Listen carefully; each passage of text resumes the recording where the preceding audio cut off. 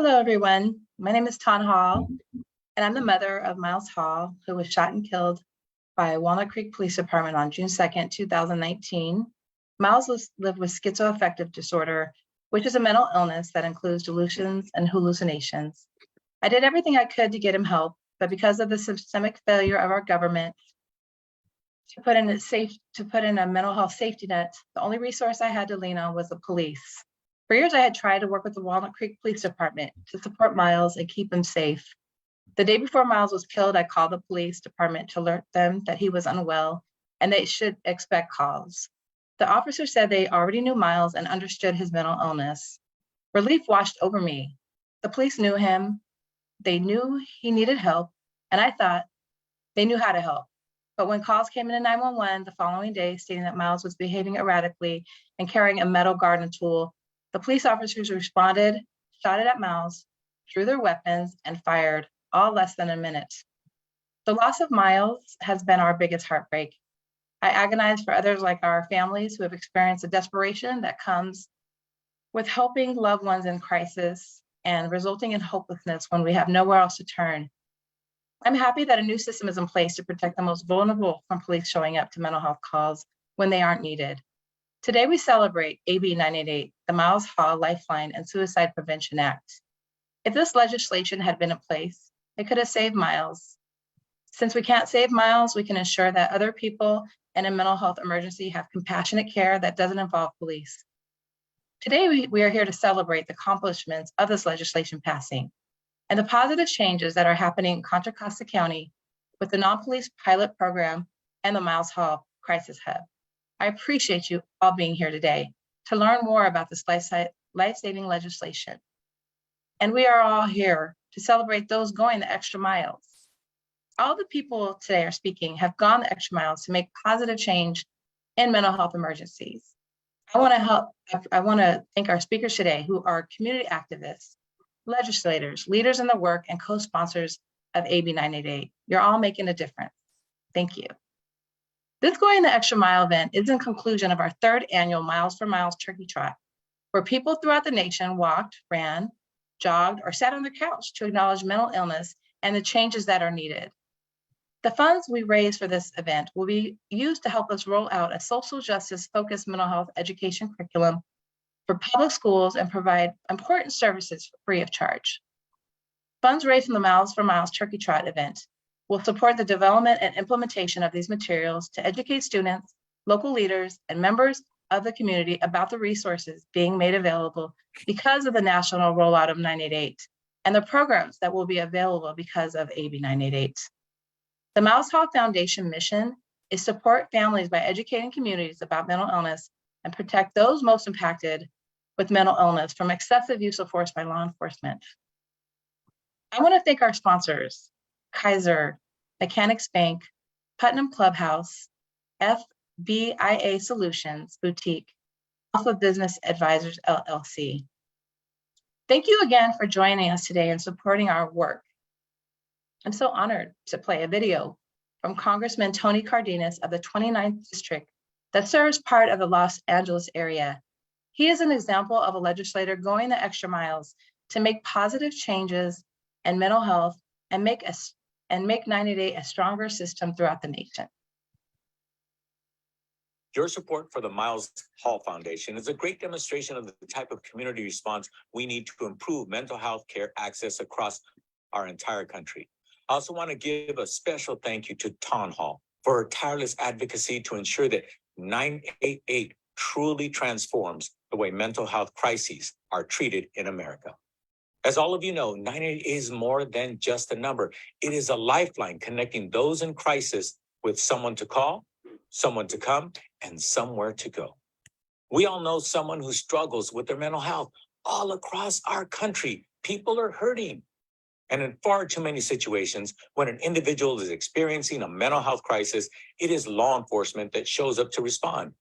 We cannot accept this as the status quo, not when we know that Americans with untreated mental health illness are 16 times more likely to be killed by law enforcement. Tragically, Miles Hall was one of those people. Miles Hall was failed by a system that was ill-equipped to respond to the type of crisis he was experiencing. And I can't help but think that he might still be here today if we had mental health professionals caring for him in his moment of crisis.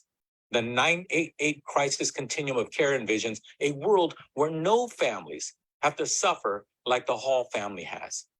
And it is thanks in part to the work of the Miles Hall Foundation that we have already seen huge victories across not just our state, but the entire country. Just a couple of months ago, Governor Gavin Newsom signed AB 988 into law. This legislation, championed by Assemblymember Rebecca Bauer Kahan, will be instrumental to getting people in crisis the help that they need. Among other things, this bill will ensure there is a continuous funding stream for local call centers and 24/7 mobile crisis response. All Californians will benefit from Assemblymember Bauer Kahan's legislation. And I am so grateful for her work at the state level to ensure that 988 is a success in California. At the federal level, the House has passed several provisions that I am proud to have championed. This includes funds for the Behavioral Health Crisis Coordinating Office within SAMHSA, the establishment of a crisis response pilot program, funds for community mental health service block grants, including for crisis care, and an expansion of the Minority Fellowship Program to include those in the fields of crisis care management. But Congress must do more. My bill, the 988 Implementation Act, will build out every facet of the crisis care continuum. This includes continued funding for the 988 Lifeline, as well as community-based crisis response, including call centers, mobile crisis teams, and crisis centers, and training and scholarship opportunities for crisis care workers. Among other things, my bill would also institute requirements that all health insurance plans cover crisis services. I will continue to advance legislation that will build and fund this infrastructure, and together we can ensure that 988 works for everyone, no matter where they live, what language they speak, or what their background is. I want to thank you all once again for envisioning a better future and for joining me in the fight to make it a reality. Thank you so much. Thank you so much, Congressman. I appreciate you being here virtually to speak to us. Thank you very much for your dedicated work. Now I'd like to talk about Joshua Ferreira. He's another amazing person who our family didn't know before Miles was killed, but has gone the extra mile in collating our legislative team along with Haley Ayers. Thank you, Joshua, for being on the call today and all you've done to help us achieve our goals. Thank you, Tan, and everyone here for working together to making today a reality. We've really come a long way. My name is Joshua Farrar. I'm a PhD student at UCLA right now, and I was recently moved to the community in 2020 and got involved with what was called FOSEF at the time. And because of three basic facts, I think many of us agree, we have systematic racial injustice in this country. Our criminal justice system is broken, and we need to change how we handle mental health crisis. And so I got involved with FOSAF, what became Miles Hall Foundation, and our number one priority from the get-go was a 24/7 non-police mobile crisis response service throughout the state of California, so that what happened to Miles would never happen again. And we've come a long way. We've worked with Assemblymember Rebecca Bauer Kahan, as well as her staff members. And the first iteration that came back through conversations with them was a bill that would have created a 3-county pilot program with limited reach. And we worked harder. We went back to the drawing board. And at the end of the day, what we're celebrating today is a truly monumental achievement, something with Miles' name on it that will change how we deal with mental health crisis in this state, and hopefully what will be a model for states throughout this country. So I want to give a lot of thanks. It wasn't a one-person thing. Many people will talk today who played a really important role. From Rebecca's staff, especially, I want to thank John Skoglund, who was with us from the get-go, kept us in the loop, listened to our concerns, and helped shape the Miles Hall Lifeline Act to what it is today. So thank you, John, for everything you've done. From our staff here at the Miles Hall Foundation, I'd like to thank Catherine Durham-Hammer, who was the first head of the legislative team and kicked many of these relationships into motion, which led to the passage of 988. She did a wonderful job, and I hope she's here, and it wouldn't have been possible without her. I'd also like to thank Haley Ayers, who is also a co-chair of the legislative team here at the Miles Hall Foundation. She kept us on task and tremendous contribution. Dr. Cree Campbell Shing also provided her expertise and advice week after week for many years. I'd like to thank Sophie Babka, who helped us with legislative tracking in particular, not just 988, but many of the bills that we've been tracking throughout the state of California and pushing to improve our responses to mental health crises, especially in policing. Penny Terry did amazing work with our website, which is, you can still go, and we had legislative updates every week. So thank you, Penny. Patty Mitchell, who's helping right now with keeping this meeting on track, but she is essential on the communications side of things.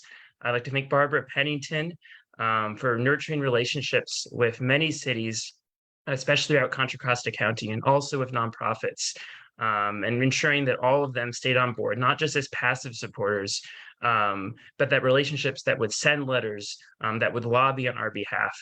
So it was a chorus of voices getting this legislation passed. I'd also like to thank Anna Lubanov and Jay Mahler, both of them tireless peer advocates. And unfortunately, Jay passed away before this legislation was passed, but I'm sure he's smiling from heaven right now, the accomplishment that we've been able to make. Gigi, who's going to speak next, was an essential, tireless advocate for mental health. So thank you, Gigi. And of course, Tan, I'm sure we're all going to say this, and we all mean this from the bottom of our hearts. But this would not have been possible without your advocacy and your compassion and voice at a, in a time when none of us it'd be hard, where it was hardest to speak, you spoke, and that's made the difference. So thank you, Tan. Oh, wow. Thank you, Joshua. You said it all so well, and your team has been just amazing. So our family truly appreciates you and all that you guys have done. So thank you again. Our next speaker is Gigi Crowder, and she has been with our family since Miles was killed. She hasn't left our side, and we wouldn't have accomplished so much without her leadership, love, and support. Thank you, Gigi, for being on the call.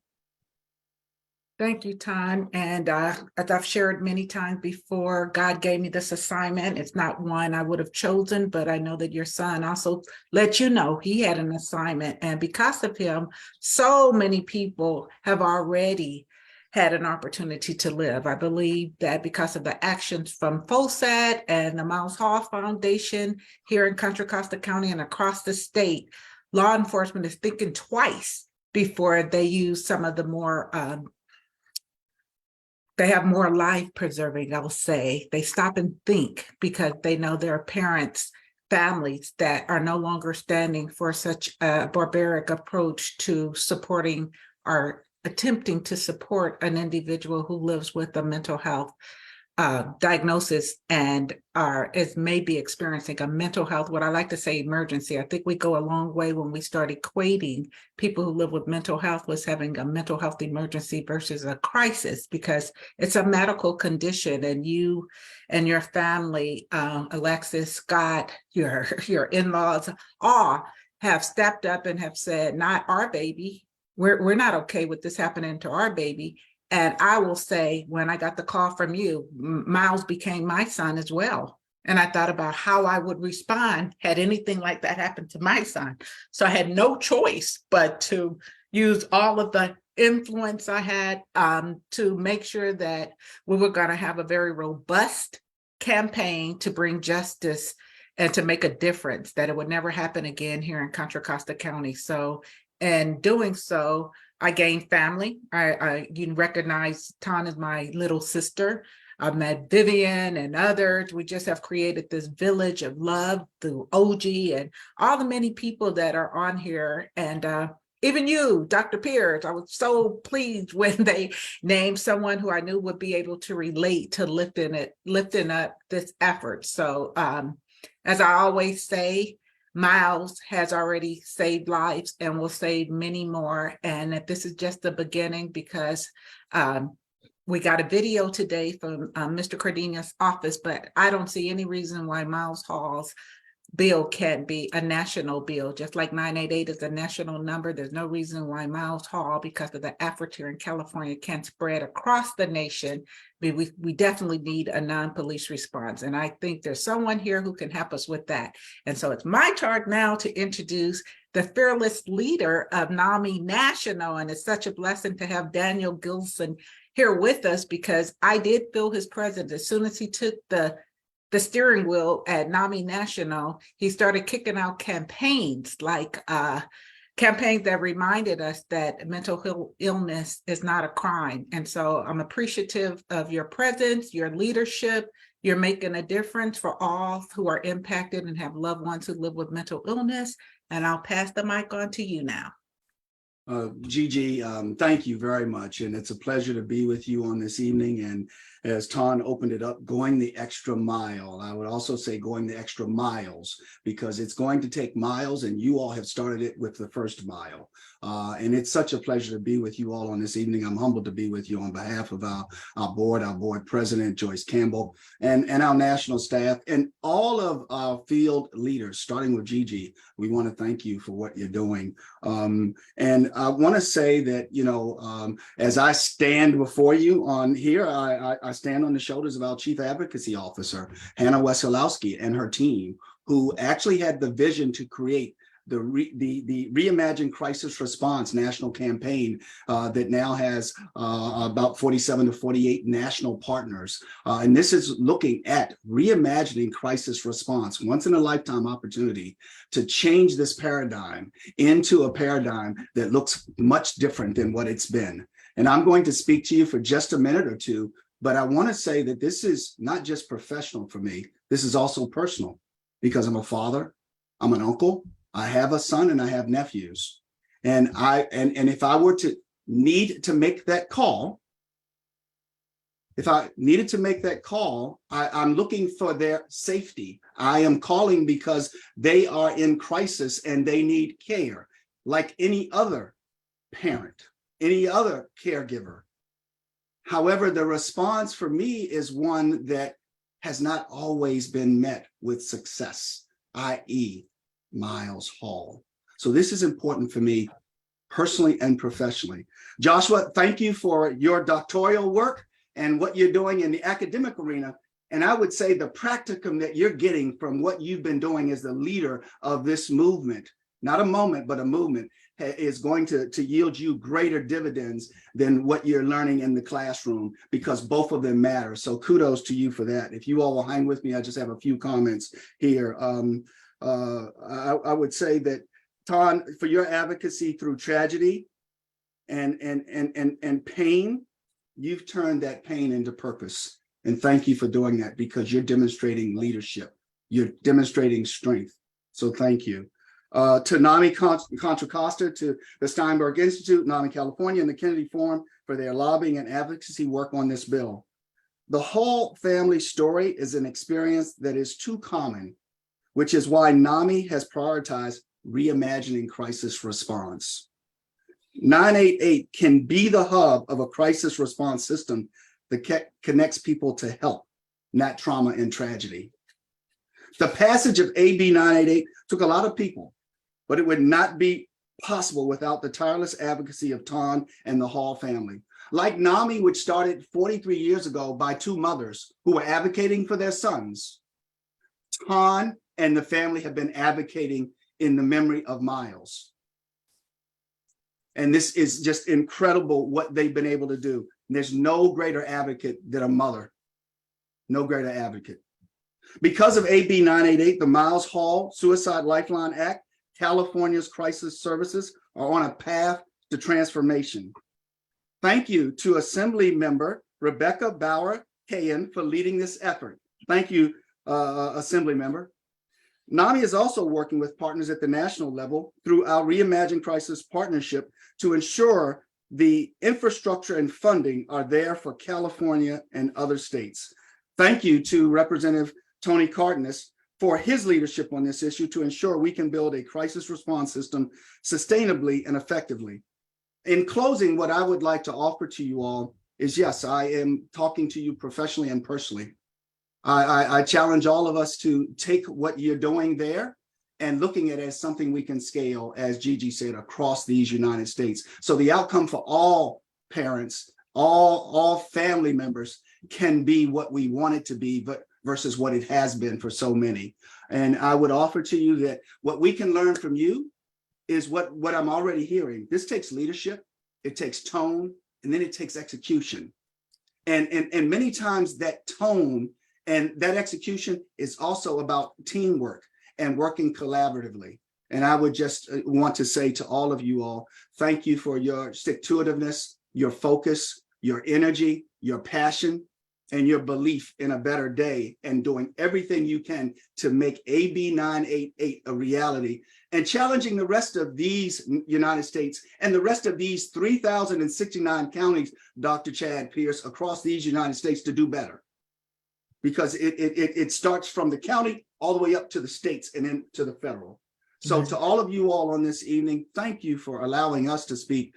Ton, to you and your family, thank you. And Gigi, you are a part of the Hall family. And it was so good to be here with you and to stay with you all on this evening. And thank you for these couple of minutes to speak on this evening. Thank you so much. You said it, you and Gigi said it so well. And thank you for being leaders and providing families with resources so we can help our loved ones struggling with mental illness. So thank you again. We just really can't thank you enough. My husband, Scott, Alexis, and myself are so grateful for you guys and going the extra mile. Now I'd like to introduce you to Vivian McHenry, who has been a great friend and community advocate, and she's worked tirelessly to help us achieve our goals to decriminalize mental illness. Thank you, Ton. So as Ton said, we are great friends. We've become greater friends through this process. Daniel, you spoke to so many things that went right to my heart, because this work is something that impacts us personally, whether we know it or want it to or not. Ton and I became friends because our daughters were friends, college roommates and best friends. And in fact, the day that Miles was killed, his little sister Alexis was at our house swimming. And Ton has often talked about how they were living the American dream. I think our family has felt that as well, that you can, come from anywhere or build a life that feels safe and feels immune to some of these things that you see on the news. And you realize very quickly that none of us is immune, right? We're living our lives, having a Sunday afternoon, and then get the call that Miles has been shot. I immediately, without even thinking, leapt into action with 5 other people who were the founding members of FOSATH, which, as was said earlier, is the acronym for the Friends of Scott, Alexis, and Ton Hall. And we formed together Justice for Miles Hall, a grassroots organization that literally started with 6 of us and quickly grew to almost 600. And that is a testament to not only the Halls and their impact on their community and the tone that they do set in the world, and the impact that they've had on their community as community members for 20 years in Walnut Creek. But it also is a testament, I think, to the cross-section of people that violence impacts, right? And I often say, police violence, police gun violence, is gun violence. We tend to separate it somehow when people come with guns because they happen to have badges or were wearing big blue suits. But as someone once said, you know, when all you have is a hammer, everything, you know, everything looks like a nail that you put out with a hammer, right? But you don't have to. It doesn't have to be that. Not everything is a nail that needs to be hit with a hammer.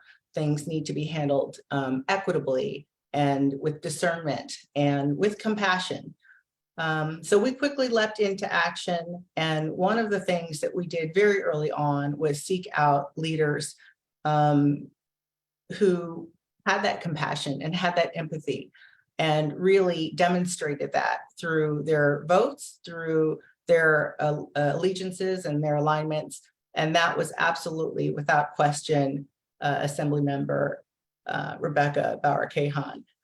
She and her team were walking around, literally walking around Lafayette Reservoir. And we decided, Ton and I decided we were going to go find her and seek out her team. And we went walking around that lake until we found them. And she's a fast walker. So we walked as fast as we could. And I tried to hold my breath and my tone while walking to keep up with her.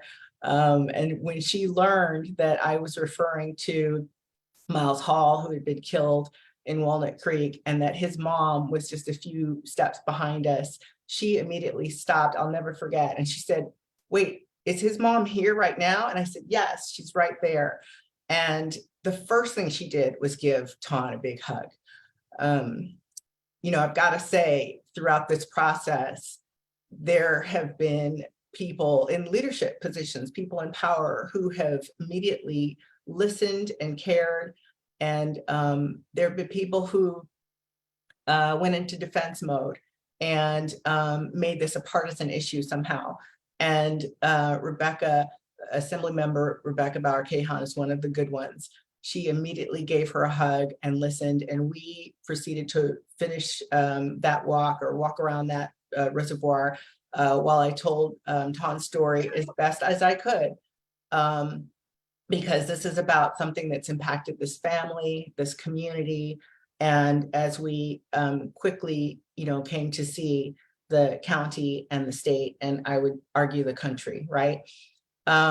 So we continue to work diligently to grow a coalition of allies because we realize that there are so many things that we have in common with other organizations that are seeking to build more equitable systems that protect our vulnerable communities instead of criminalizing them or fearing them or othering them, right? And so that initial conversation was really impactful on my life and certainly on our grassroots organization, Justice for Miles Hall, that ultimately blossomed into I like to say, had something to do with blossoming into the foundation and so much more. I feel very honored to be a founding member of that and making those early connections and marching and showing up until 2 o'clock in the morning at city council meetings and everything that we needed to do to make our presence known. So I want to personally just say there's so many people that I could thank, but honestly, I want to just personally say thank you to you, Assembly Member Rebecca RBK, because you gave us hope and you gave us encouragement, and you, for me personally, you renewed my faith in humanity a little bit, a lot of it.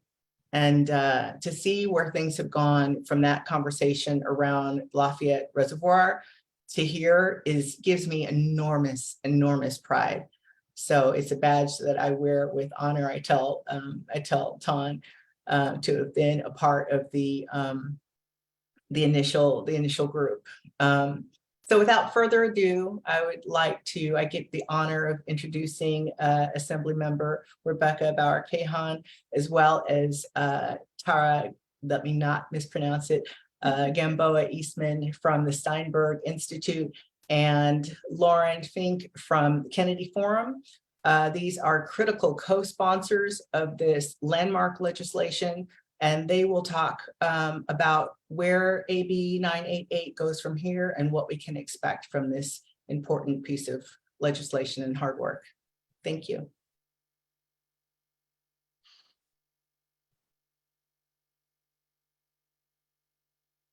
I get to hand that over to Tara, you first, or excuse me, I'm sorry. There she is. There It's she letting is. me unmute now. Tara, do you want to go first or do you want me to? Okay, Tara. Okay.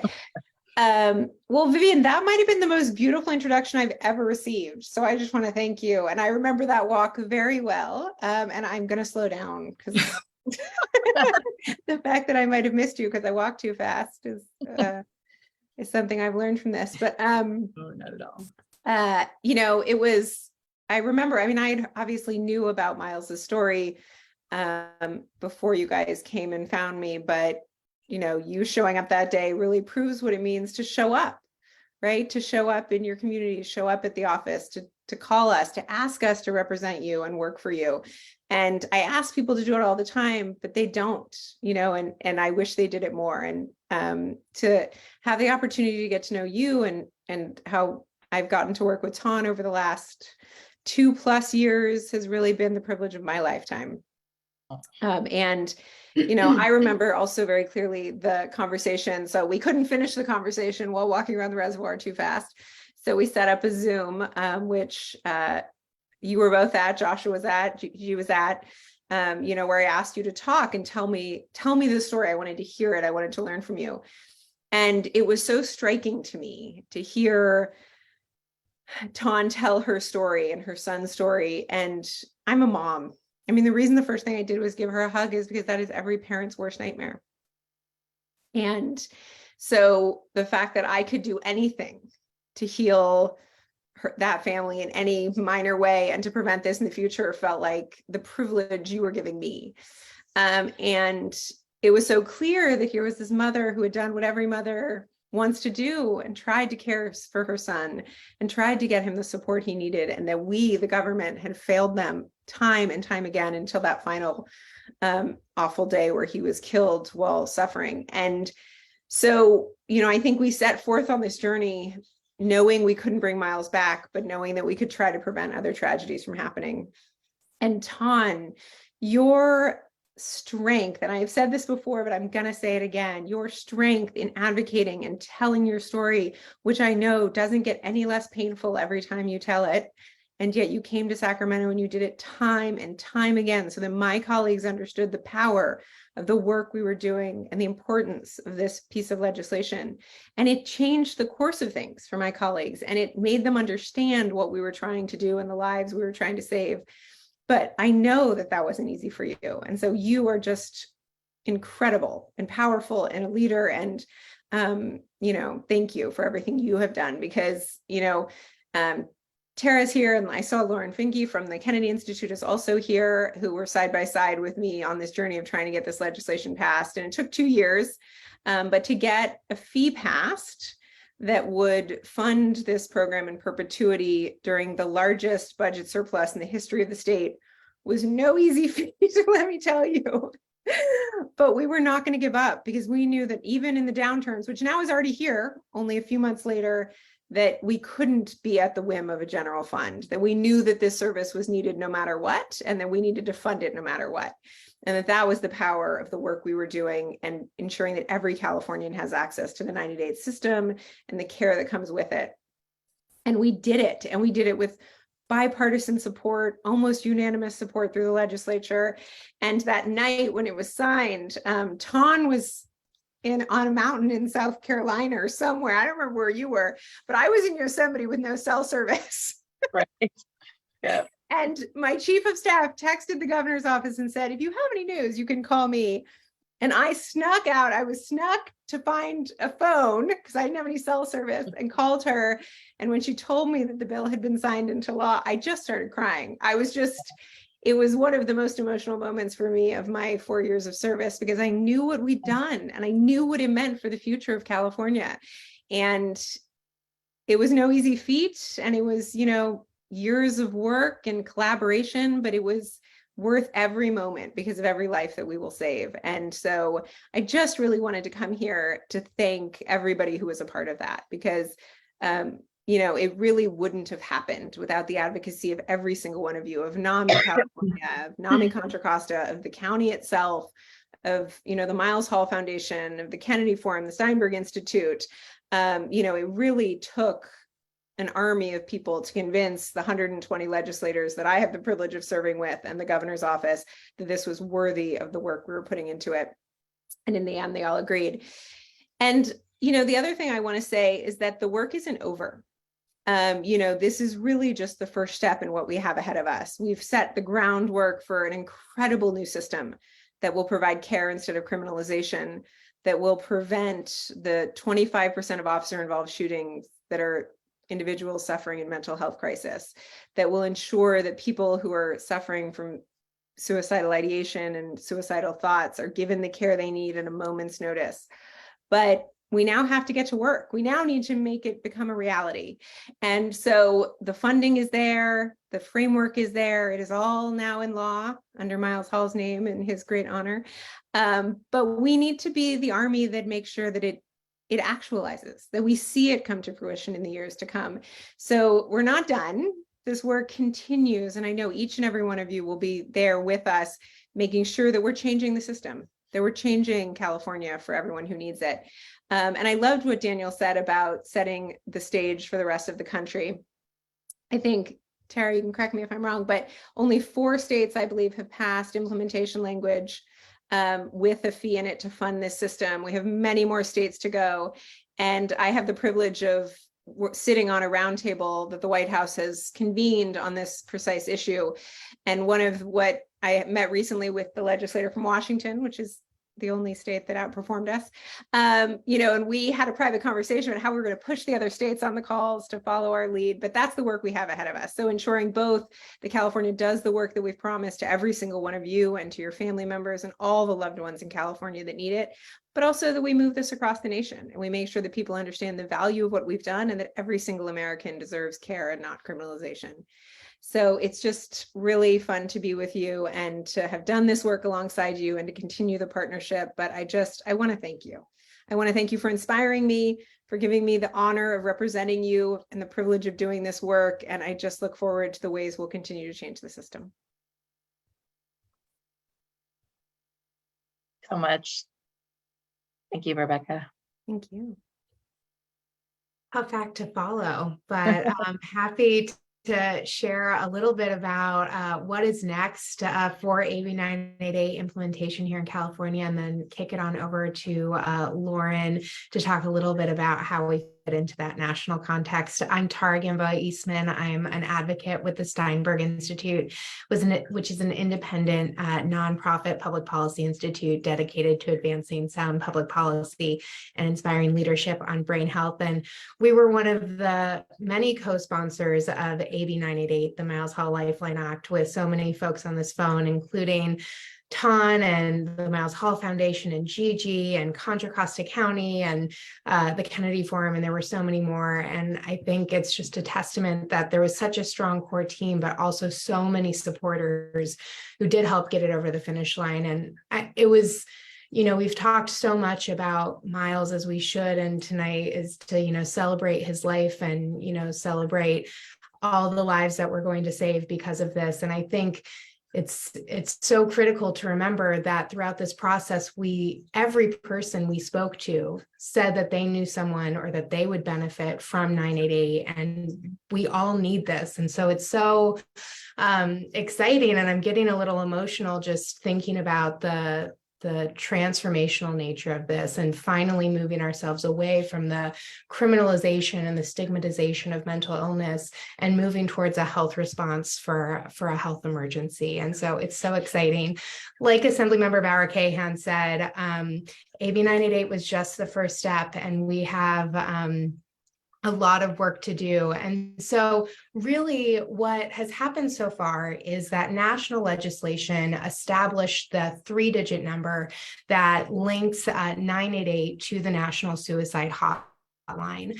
But it's up to states to push out the mobile crisis teams that will respond instead of law enforcement, and those crisis receiving and stabilization centers, so folks have somewhere to go. Really, those pillars that Dan spoke about, the someone to call, someone to come, and somewhere to go. And so what launched this July was the connection to trained mental health crisis counselors over the phone via 988, via call, text, or chat.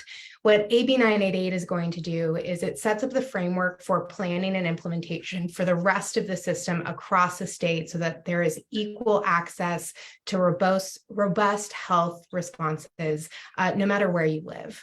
And so that is starting as we speak. The state of California will be convening a series of work groups to really build out an implementation plan over the next year, which they will then report to the legislature, to the public, to the administration on what needs to be done to get us from where we are to where we need to go. So that is really exciting work, and there will be plenty of opportunities for folks to engage in that process. And at the end of next year, there's going to be a lot more to come in terms of, future legislation, local implementation, state, local, national advocacy. And so please just continue to stay in touch. We really need your support to make sure that this is done and done right. I think I will stop there, but I just want to say, a wholehearted thank you to everyone for everything they've done over the last 2 years, and for being here tonight. I think it's so wonderful that we can gather and just really honor everything that Assemblymember Bauer Kahan and Ton and everyone on this call have achieved, and just congratulations to everybody. And I'll kick it over to Lauren. Thank you again, Tara. Thanks, Tara. My name is Lauren Finke with the Kennedy Forum, and I feel like I was on many text threads with a lot of people and faces on this call. Again, just a big testament, I think, to how involved everyone was in this work. And also someone said 2 a.m. Calls and discussions. I think that's really true for a couple of years now. Really, the work has been at all hours, at all days, and vacations. I think that call that Assemblymember Bauer Kahan was talking about, I think you called us from a utility closet at one point when you didn't have service. So, and we've all sort of been, maybe not utility closets, but we've all been in similar situations on this bill. So really the effort was truly a 24/7 effort. And so just thank you to all of you who were a part of that. I think there's not a lot else I can say that wasn't already laid out, but I will just reiterate how comprehensive this bill is. Assemblymember Bauer Kahan mentioned Washington State. I think we rival Washington State in their bill. And really, I say that because of the amount of input and questions and curiosity that folks that are trying to implement this bill in other states have had for us. I think there's been so much movement since the bill passed at the federal level. And by that, I mean lots of other states and national advocacy groups that are really working really hard on making sure that a bill like AB 988 can go through their own legislatures. And so I think there's a lot of work to be done to ensure that we've got the most comprehensive bill possible. We all know that more than half of the work isn't just in getting the bill passed, but in making sure it's implemented the right way into the letter of the law and into what we all sort of envision when we think about non-police responses to mental health emergencies. And so that work is many years in the making still, and we're all sort of committed to that. And so to think about all of the other states that are not even yet over this first big hurdle, I think it really is just a moment to celebrate that this first hurdle has been huge. And it's sort of a break in the longer marathon of what we have ahead of us. So the Kennedy Forum has been doing a lot over the years on quality of care and making sure that we talk a lot about parity with physical health care. We never let someone wait if they were having a cardiac emergency, as long as we let people wait in emergency rooms and well, even before they get to emergency rooms, right? And so we constantly think about being at par with the physical health space, and knowing that the physical health space is not enough for mental health care either, right? That it's not just enough to be at par with physical health care, that there needs to be a completely different approach to these systems, and they require really a transformation. And so AB 98 really gets us, I think, in the first step, the door open for that. And I'm just really proud of all the work that has gone into a lot of this for everybody. One thing I do want to point out is really the potential for care here with insurance. We talk a lot about getting this care through Medicaid, and the state's been doing a lot of good work on that since the bill went into effect. And we've also been building on years and years of sort of comprehensive insurance reform. So no matter if you've got a Kaiser or an Anthem or a Cigna or any sort of the Medicaid plans in California, that you should know that if you call 988, that those systems are there to help you and to catch you in some of our worst moments, and also that really affects not just the person in crisis, but their families, their communities. Everybody that is in this sort of 988 bubble is not just the people that require care, right? This is a much larger, much larger family of people that are affected by this. And so their care is important as well in all of this. And so I think that's been a really important piece to remember as we think about 988 implementation in the states, and making sure that we have comprehensive mental health care and that we have the coverage for that. And it's really a right that we all have, both under 988 and under parity laws. And so really implementing that, I think, is going to be really critical in the next few years.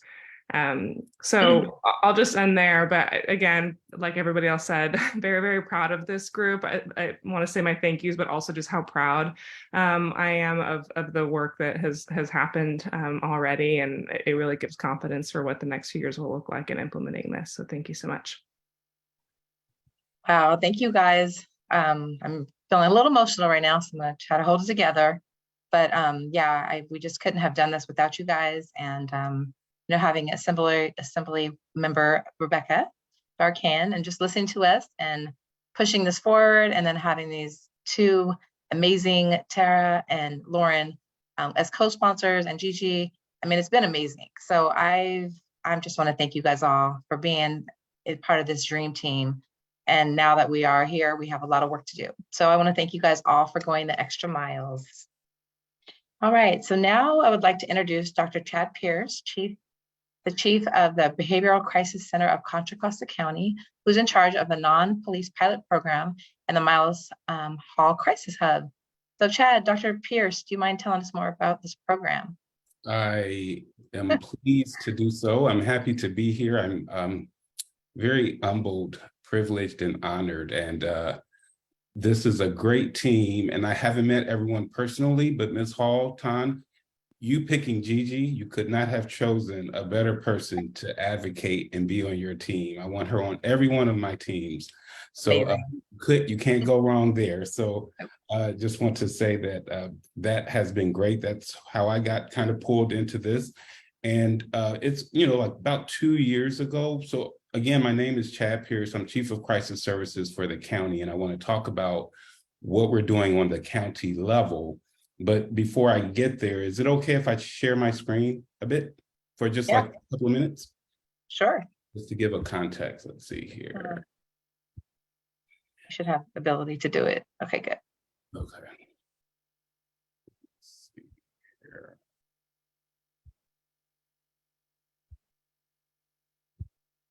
Okay, are you all able to see it? Yes. Okay, so anyway, so about two years ago, there was this big push for defunding the police, and really it happened before that. It was really Tan's family that really kind of moved Contra Costa County into the direction that we're headed in, and I'm very proud of the county for listening to the community, saying that, hey, our system isn't working the way we need it to work for the community. We need to do something different. And I'm glad to be a part of it. 2 years ago, I was managing an outpatient child and adolescent clinic in Richmond. And I wasn't really thinking about championing a cause, but at that time, I could not seem to get Miles Hall and that situation out of my mind.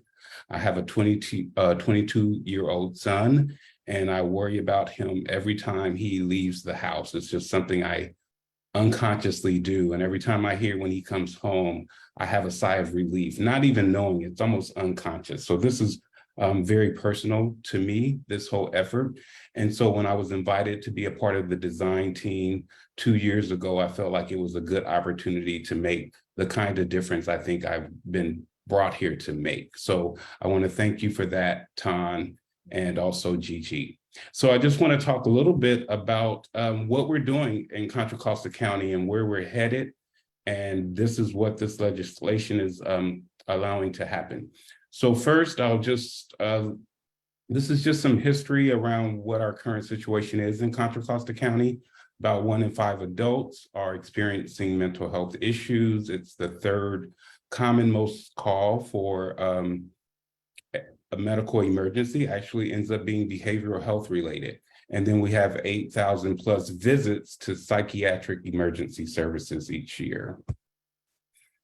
So this has been said by, I think, everyone who has spoken before me. People are suffering. We really want to reduce racism and stigma, the unnecessary loss of life, criminalization, incarceration, all of these things that happen because we don't have the kind of system in place that we need to really address the needs of the community.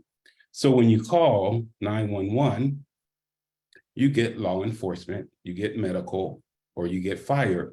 And folks expect to get that response really quickly, like within minutes, they expect a response. But when it's a behavioral health emergency, we don't have that comprehensive system in place to be. Dr. Pierce, I think you muted yourself somehow.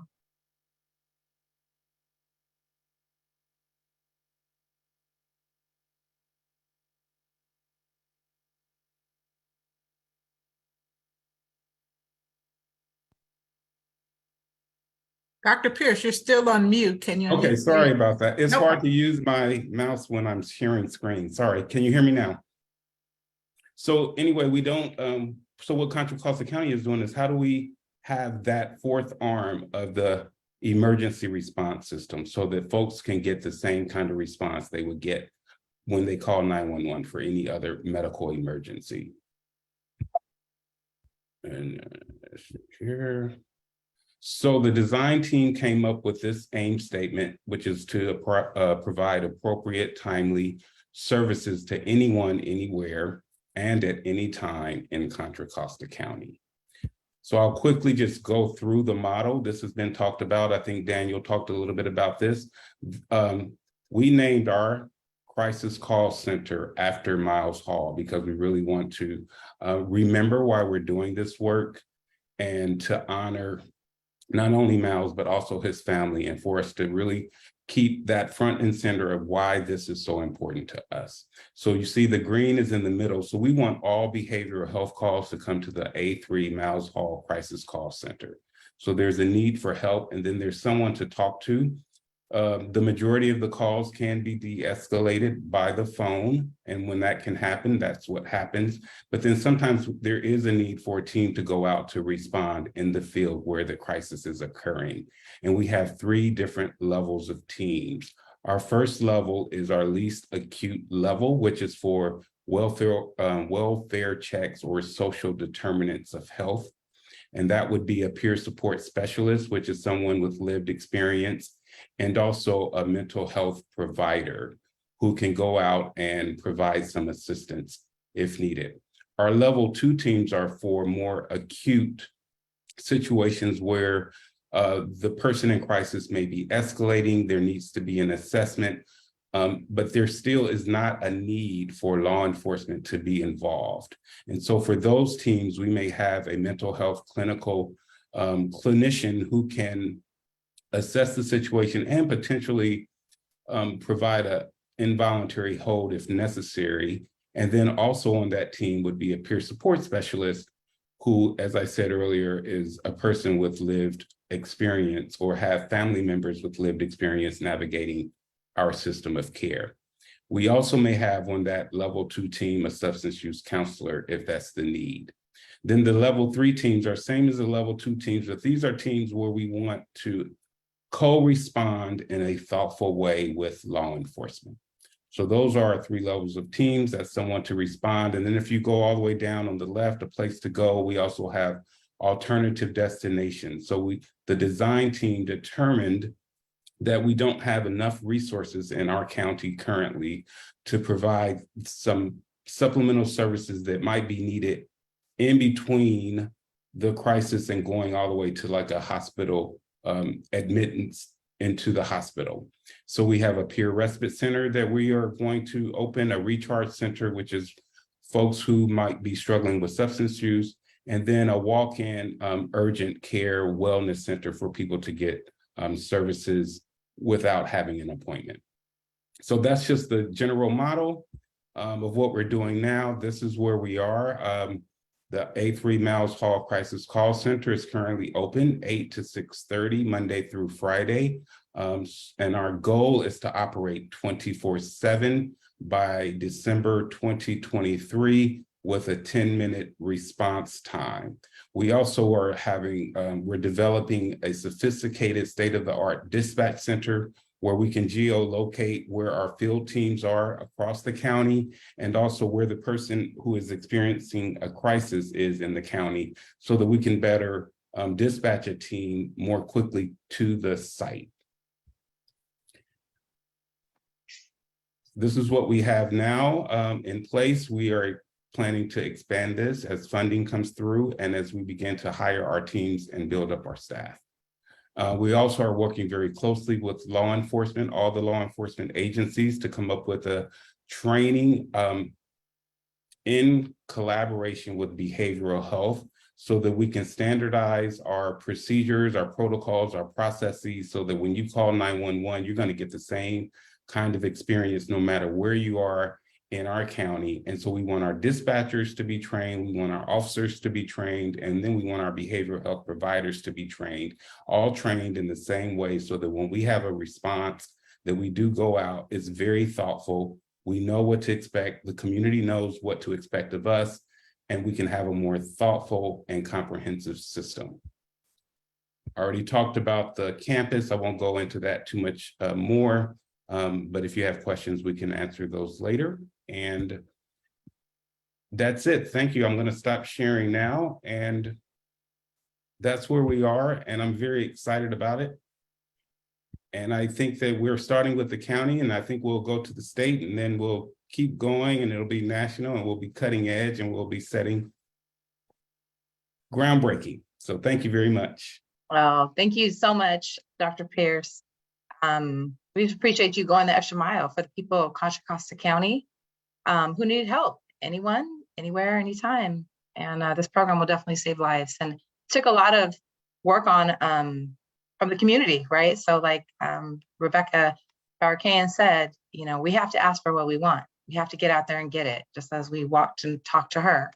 So thank you again. This is a great example of how we can make change and move in the right direction. So now I'd like to have a 23-second moment of silence for those we've lost too soon. Miles was 23 when he was killed, and he had his whole life ahead of him, and he is missed every day. So go ahead and start 23 seconds.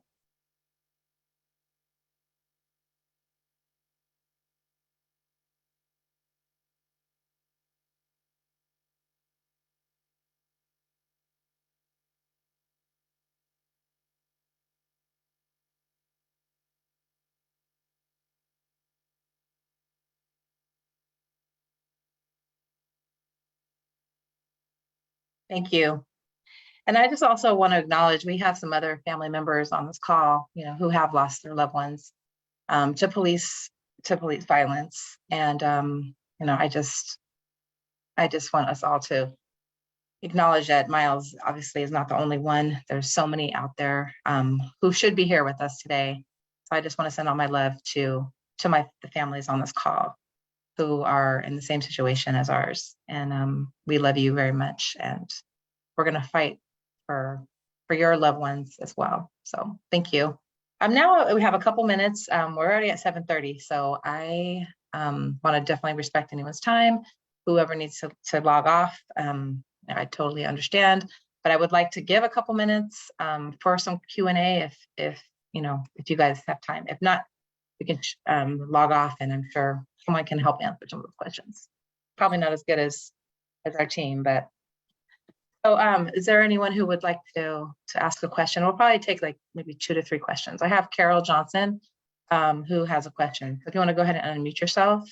I think I might have to unmute her. So let me do okay. that. Okay. And if you have questions, you can also put them in the chat, and we can hopefully follow up with you on those questions as well.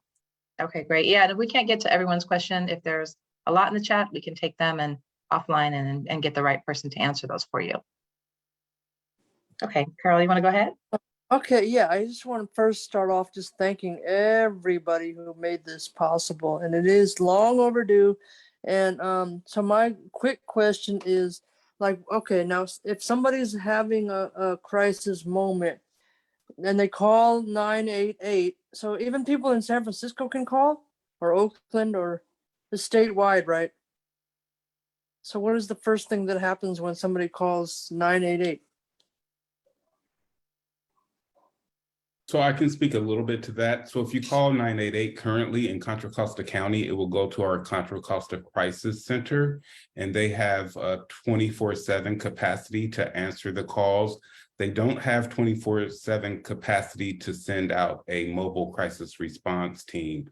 But if that call comes in during the hours of operation of the mobile crisis field teams, then we could get dispatched out for those calls. But as we build up more staff, we will be looking at how to make that a seamless process for anyone who calls 988. The other thing, just to point out, not to make things difficult, but like right now, the way 988 is working in our county, it's based on cell phones. So if you dial 988 from I don't know, say another state, you'll get their 988 call center. Then they'll have to transfer you over. So these are some of the things that we will need to work on as we move forward, because we really don't want folks needing to get transferred from here to there to another person. But that is how it's set up right now. It's based on your cell phone, and that the location of that cell phone is where that call goes. All right, thank you.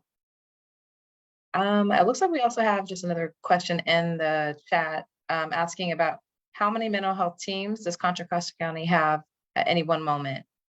So currently we have 2 teams, and we are currently hiring. We want to have 34 teams up and going by December 2023, which is pretty ambitious. And as you all may be aware, it has been challenging to hire. This has been the first time since I've worked for Contra Costa County for 20 years. Hiring has never been a challenge, but since the pandemic, it has been a challenge. So we are working diligently to try to get folks on board. But that is our goal, is to have 34 teams. But currently we are at 2. That does not include our youth program, which is Seneca, they have more capacity than we have right now.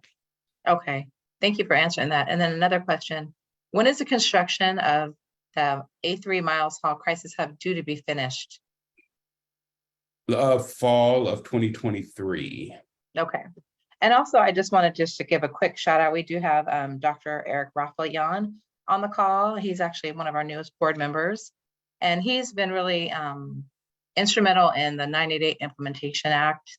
I just wanted to give him a shout out. He's the one who asked the question about the, like, when's the crisis hub? So I figure I should say something since, yeah, so great. Well, thank you so much. And let's see if I have, and Gigi has her hand up. So why don't we see what Gigi's asking? I think there's another reason to celebrate the state work, but also in Contra Costa County, we had a house and sales tax.